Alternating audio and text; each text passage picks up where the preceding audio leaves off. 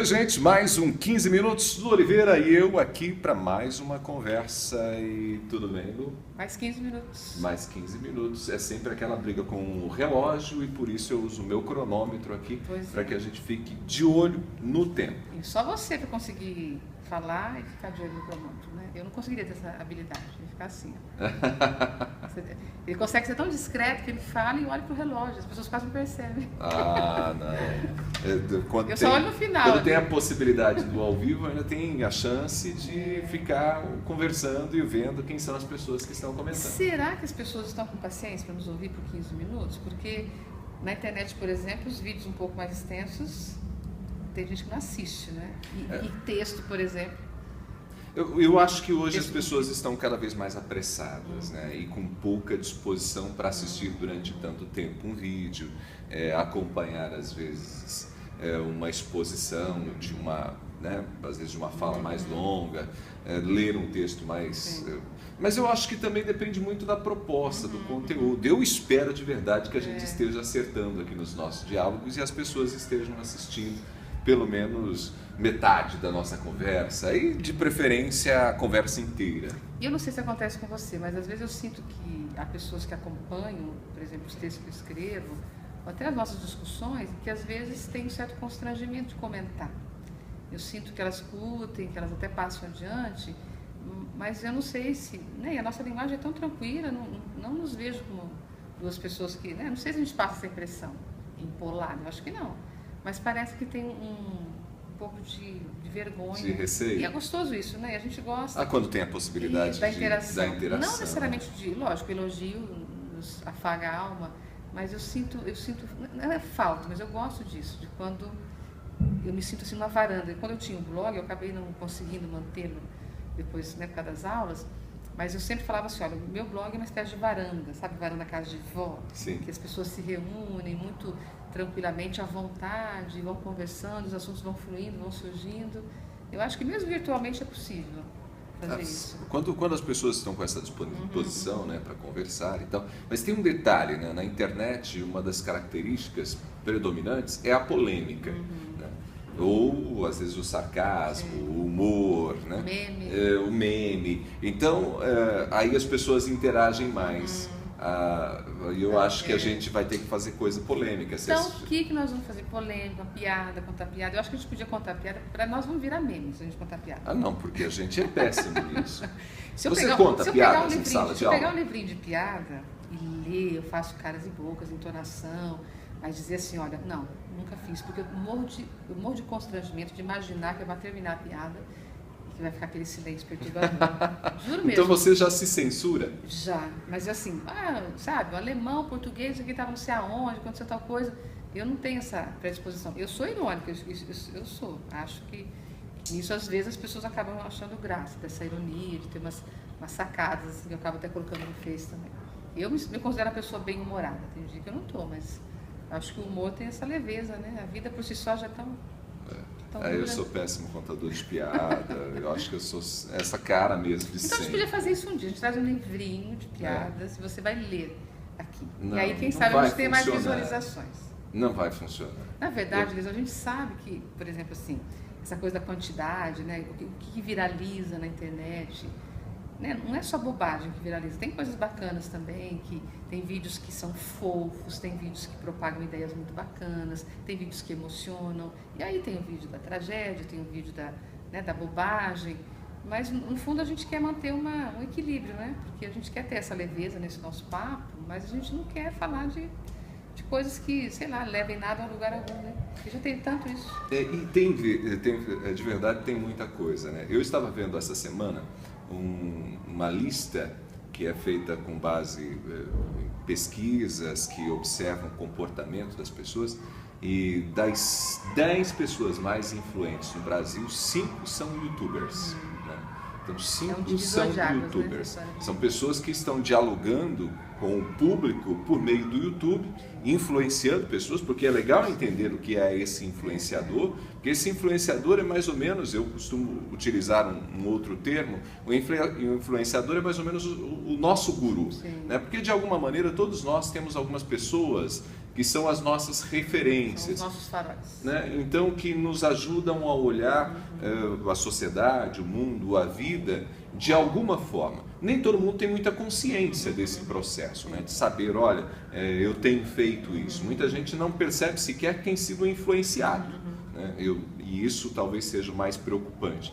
Mas, por exemplo, talvez você goste, você já me citou ele, né? Às vezes você gosta ali de ler o Cortella, de você ler um Leandro Carnal, que são pessoas que olham para a sociedade, analisam a sociedade, fazem suas reflexões.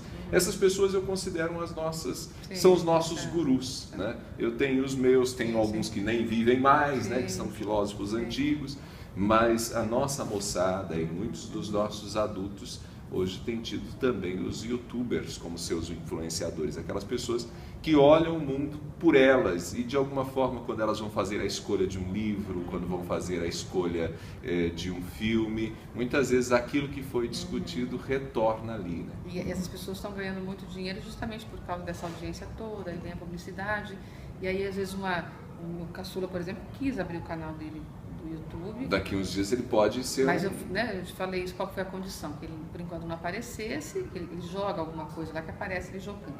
E faz os comentários, mas eu já sinto até na comunicação dele uns vícios, né? E aí, galerinha, não sei o quê. Até a entonação do voz dele parecida com a do outro.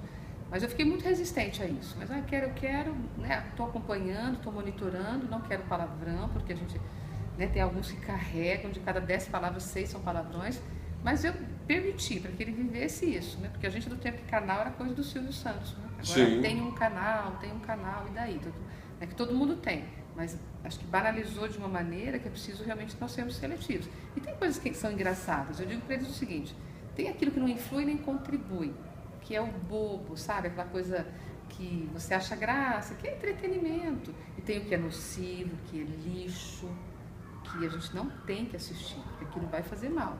E tem as coisas bacanas, como você falou, assistir o Cortella, que seja uma palestrinha miojo ali, 3 minutos. Porque às vezes é um recorte de uma palestra dele, 3, 4 minutinhos, mas é uma fala que nos ajuda a pensar de uma outra maneira. Às vezes é uma provocação. Isso, provocação. Até tem um programa, né? Provocações Filosóficas, tem alguma coisa. Nós tínhamos um programa chamado Provocações Filosóficas, era apresentado por um ator que eu não lembro. Isso. E ele, lamentavelmente, faleceu, acho que nesse ano ou no ano passado. E eu gosto dessa palavra provocação porque é isso. Provocar algum tipo de reação na pessoa. Eu não coloco também o Cortella, por exemplo, que eu admiro muito, no altar e presto reverência para ele, porque eventualmente ele pode falar alguma coisa com a qual eu não concordo. O Luiz Fernando Veríssimo, por exemplo, que pensando em guru, em cronista, eu tenho muita influência eu sinto muita influência do Veríssimo nas minhas crônicas, mas já li muitos textos do Veríssimo com os quais não concordo. Não deixo de admirá-lo por causa disso, mas eu não vou dizer assim, o Veríssimo falou, então está falado. Essa capacidade de você ouvir e saber que, olha, fulano que escreveu que falou. Não, legal, existe uma credibilidade, entretanto, eu não concordo por isso. Aí você vai fazendo as outras considerações. Mas essa atitude muito consciente daquilo que a gente consome, ela é necessária, né? Ela se faz necessária, principalmente no momento que a gente tem tanto conteúdo, porque é muita coisa, né? Há uma saturação, né? Tem uma fala do Leandro Carnal que eu acho bastante significativa nesse sentido, que ele aponta assim, é importante a gente escolher algumas referências, algumas pessoas, né? Alguns autores, alguns pensadores que possam nos servir assim como norte, que é aquelas pessoas com as quais a gente mantém mais contato, porque não dá para você ver tudo, não dá para você assistir tudo, não dá para você consumir tudo. E aí, quando você tenta, nesse afã de abraçar tudo, você não tem nenhuma base, né? Você fica pobre de conteúdo. O Edgar Quanto Morin, mais tem, menos... bem isso. O Edgar Morin tem uma expressão que eu acho maravilhosa, né? Ele fala que a gente vive uma sociedade de obesos anêmicos, né? Mas, paradoxal, mas né? Porque no que diz respeito, inclusive, à informação, né? E ele fala especificamente desse universo da informação. A gente tem muita, mas pouca com conteúdo, com qualidade. Então, ter essa consciência é fundamental. Eu lembro quando assinava a revista semanal, a Veja, por exemplo, muito tempo atrás, quando tinha internet, mas a gente não tinha tanto a busca pela notícia, né, na internet. Sei lá, era mais do e-mail, sei lá, 20 anos atrás ou mais. Como era gostoso esperar a revista no domingo. Não que também a revista fosse a ditadora do certo e do errado, mas era aquilo de informação nova, porque fora a TV, vamos pensar, né, bastante tempo atrás, a meninada de hoje nem cogita isso, mas fora a televisão e o eventual programa de rádio, qual que era a nossa fonte, né, de onde bebíamos, e fora dos livros da escola, por exemplo, uma revista, um jornal. E é o que você falou, né, às vezes você está zapeando no Face ali 5 minutinhos, esperando um dentista te chamar, 5 minutos, né, menos que o nosso programa aqui, são suficientes para você. Você fica triste, você fica inquieto, indignado, feliz, emocionado, não é? Eu acho que mexe com a gente. Eu não sei se você sente isso, mas às vezes eu me sinto exaurida quando eu fico zapeando muito, porque é o que você falou, é tanta informação. E aí eu tenho vontade de opinar e tem hora que eu falo, não, deixa eu ficar um pouco, deixa eu me resguardar um pouco, porque senão também eu vou ficar falando de tudo. E tem coisas que você vê que te fazem mal, efetivamente te fazem mal, porque às vezes você olha e fala, gente, o mundo está desse jeito, as pessoas estão pensando isso mesmo. É isso mesmo que essa pessoa... Não é uma pegadinha? Não é uma pegadinha, é isso, né? É isso que a pessoa sente, é isso que ela... Às vezes algumas falas são extremamente agressivas, às vezes é algo que você também não concorda, mas por que extrapola, né? Há um discurso às vezes de ódio, algo que dói, e aí você se sente atacado, ferido como humano. Sim. Porque na verdade as pessoas, algumas usam os próprios nomes e as próprias fotos, e alguns ficam encobertos pelos fakes, pelos perfis falsos. Por exemplo, em qualquer site de notícia, comentários, né? Você vê realmente essa agressividade, ou de, por exemplo, ironizar tragédias, ou de, mesmo que sejam os famosos, né? Mesmo que, quer dizer, no fim das contas, qual o direito que a gente tem, né, de fazer certas observações sobre as pessoas? Eu acho que as redes sociais, elas estão minando um pouco esses sentimentos, né, de compaixão, talvez, e estejam aflorando essa capacidade assim, de querer julgar e já rotular, mandar todo mundo para a fogueira. Eu sou mesmo desse ponto de vista que a gente precisa filtrar, né? Eu acho que a gente tem que ter muito cuidado com aquilo que a gente consome, com aquilo que a gente vê.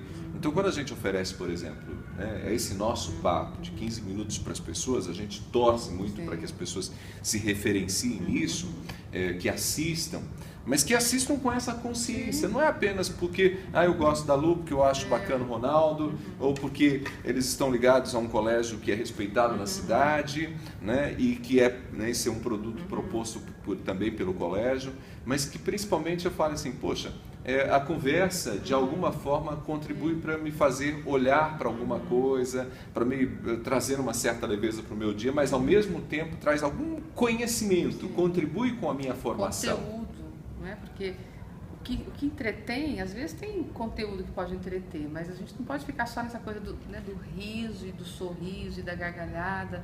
É preciso contribuir. E o adulto, concorda, Ronaldo? Nós temos esse papel na vida da meninada.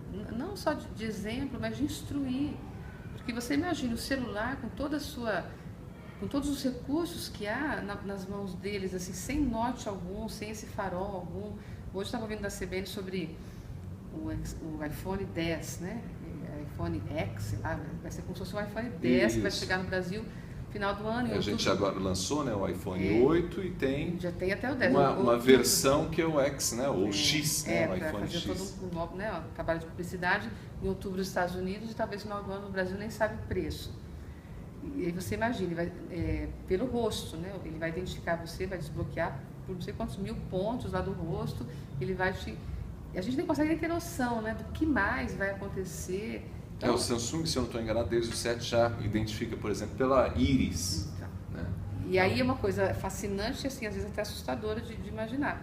E aí o que faremos, né? Concordo? O que faremos? Eu tenho que me envolver com isso tudo, tenho que fazer a meninada pensar também. O que a gente não pode, de maneira alguma, é se tornar refém. Né? Nós não podemos nos tornar reféns das tecnologias. Elas têm que estar a nosso serviço. Eu acho que nesse universo todo de tanta informação, porque hoje... né, o nosso celular é o nosso, talvez, meio principal de informação, a gente tem que ter cuidado com aquilo que a gente consome. O Gilberto Gil tem uma música, não me recordo já, muito antiga, que uma das frases é assim, o cérebro eletrônico faz tudo, faz quase tudo. É uma música antiga, que nem sei se tinha computador quando ele falou daquilo, mas eu, né, trabalho com os alunos, faz quase tudo.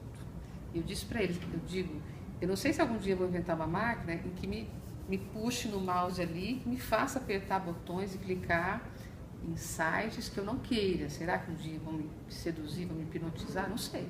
Mas, por enquanto, quem está clicando sou eu. Quem vai em frente, quem continua naquilo não sou eu. De um adulto, espera-se isso, né, que tem essa capacidade. De uma criança e de um adolescente, por isso que a gente tem que estar por perto, para poder indicar.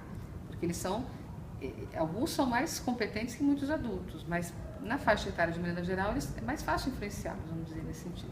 E essa é a nossa busca, a nossa luta, né, de nós dois. Ele está olhando para o relógio, gente. Já passou do tempo, passou, entendeu? Meu Deus! Quando conseguiremos? Agora, Quando a você vai trazer a expectativa ampulheta? é do que ele vai cortar. Não vou Se cortar nada. a minha fala, ele vai ver. Até Eu vou semana providenciar que uma vem. ampulheta, tá? Se alguém Isso. tiver, puder nos oferecer, É legal. que dure 15 minutos a areinha. Deixar aqui certinho, 15 minutos de areinha. Até a próxima. Até a próxima semana.